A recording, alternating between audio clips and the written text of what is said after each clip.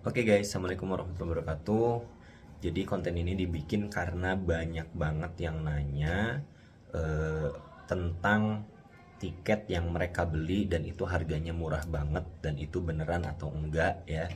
Dan ada banyak macem-macem kronologisnya. Nah, cuman intinya adalah teman-teman kalau misalkan memang tergiur dengan tiket pesawat murah ya, apalagi sampai di atas 50% ya, bahkan di 10 sampai 20% aja itu udah too good to be true sebenarnya. Jadi kalau misalkan eh, pihak agensi sendiri ya dari maskapai atau dari sistem itu rata-rata 3 sampai 5 atau 7% gitu komisinya gitu ya, dan nggak nggak ada yang sampai 10% tuh jarang banget ya, itu official. Nah, kecuali mungkin ada yang memang lagi bakar duit ya, ada yang lagi promo dan lain-lain, subsidi dan lain-lain, itu bisa aja. Tapi kalau misalkan sampai 20 sampai 50% itu dipastikan penipuan.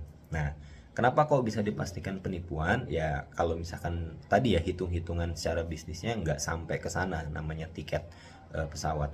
Dan saya pribadi itu pernah menjadi korban gitu ya, menjadi korban beli ke temen dan temen pun ternyata dari orang lain, dan itu banyak banget modusnya gitu ya, banyak banget modusnya. Ada yang belinya pakai bitcoin lah bilangnya, ada yang belinya pakai kupon lah, ada yang belinya pakai apa dan lain-lain. Nah, tapi intinya adalah modus ini sebenarnya masuk ke perihal fraud ya, atau penipuan gitu ya. Nah, yang saya pernah dapatkan itu adalah ternyata gitu ya. Ternyata setelah diselidiki, jadi karena saya pernah kena ya, kurang lebih itu waktu itu sampai 40 sampai 200 jutaan, dan itu total kerugiannya gitu ya. Jadi pada saat itu eh, saya menyelidiki ini gimana sih caranya, kok bilangnya murah kayak gini kayak gini kayak gini. Nah, karena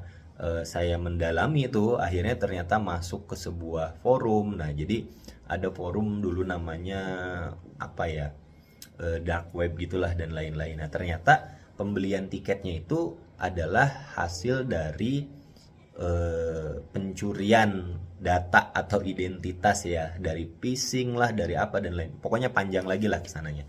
Nah, intinya adalah mereka beli itu bukan pakai duitnya sendiri gitu. Nah, jadi memang akhirnya nothing tulus gitu ya, nothing tulus, karena diskon 50%. Misalkan harga tiket 10 juta dijualnya 5 juta gitu ya. Nah, karena bukan pakai uang dia yang beli, akhirnya ya hasilnya dia dari yang si 50%-nya ini gitu. Karena cuman di sini ada permasalahan kalau untuk beli tiket. Beli tiket itu kan nanti gitu ya, untuk nanti. Jarang tuh ada yang beli tiket hari ini, besok atau lusa, kecuali bener-bener kepepet gitu. Nah, tapi rata-rata tuh buat nanti. Nah, kebanyakan yang untuk nanti itu jadinya ada yang berhasil ya, seperti yang kepepet tadi. Mungkin bisa berhasil karena si informasi itu belum merasa kehilangan atau ngeblok atau dan lain-lainnya.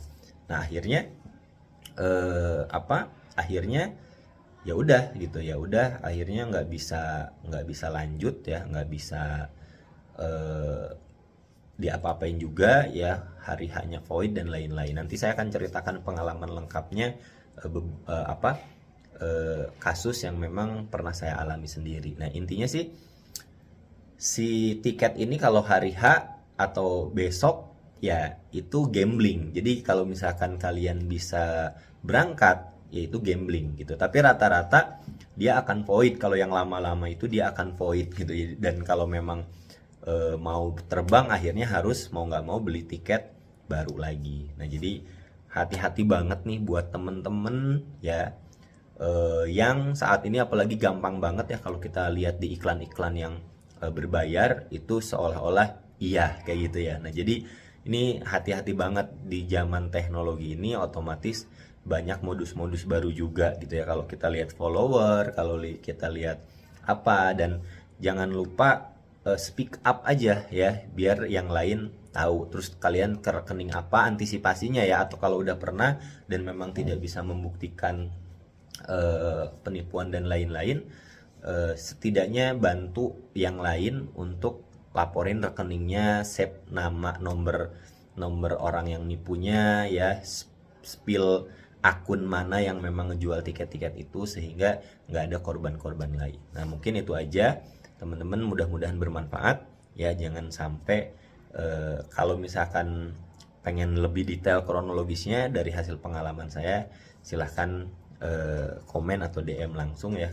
Insya Allah kalau ada waktu saya bikin lagi konten informasinya. Oke, Assalamualaikum warahmatullahi wabarakatuh. Ciao.